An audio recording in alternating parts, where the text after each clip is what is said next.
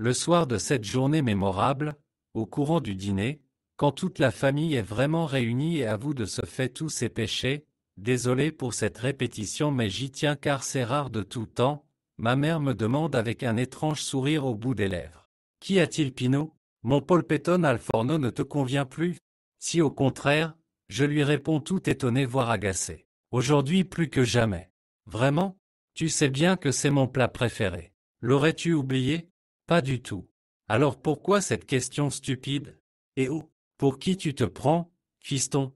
Me crie dessus mon père. Pour quelqu'un qui déteste que l'on tourne autour du pot, mon cher papa, je me défends aussitôt. Elle t'a pourtant questionné avec beaucoup de diplomatie. Non? Si. Alors? Justement, c'est ça que je ne supporte pas. Ça a fait penser à cet univers des affaires étrangères entre pays où tout va de travers à cause des conversations qui ne cessent pas de serpenter. Depuis quand? Depuis toujours. Et c'est seulement maintenant que tu nous apprends ça? L'occasion ne s'était jamais présentée. Prétexte, c'est faux. Intervient violemment Pina. Ma prof de psychologie diagnostiquerait que mon adoré jumeau n'est plus mon adorable jumeau depuis qu'il est amoureux. Baliverne. Je proteste. Tu mens Pinot. Qu'est-ce qui te fait dire ça? Je t'ai vu embrasser quelqu'un.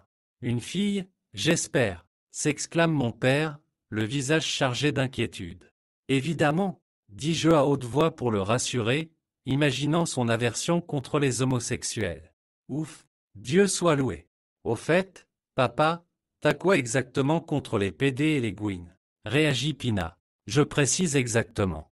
Le chef de famille hésite un bref instant puis il s'exprime ouvertement. Premièrement, à l'inverse de toi, je n'utiliserai jamais ces termes mais des définitions nullement injurieuses. Deuxièmement, à mon humble avis, ce sont des personnes qui ont une conception de l'autre sexe contraire de leurs semblables et par conséquent ne pourront jamais satisfaire mes rêves de grand-père. Troisième, à mon humble avis toujours, ces individus-là, femmes et hommes confondus, ont soit un grain en moins soit un grain en plus qui mettrait notre humanité en danger. Finalement, je n'ai strictement rien contre eux à condition qu'ils n'essaient pas à tout prix à me faire croire qu'ils sont dans le vrai et moi dans l'erreur. Là, je risquerais de devenir leur pire ennemi. Et que penses-tu du mariage pour tous? Une foutaise comme une autre mais nécessaire pour empêcher les jaloux de mettre des bâtons dans les roues à ceux qui s'aiment, en principe. Merci, papa, dis-je. Ta dernière explication vaut de l'or.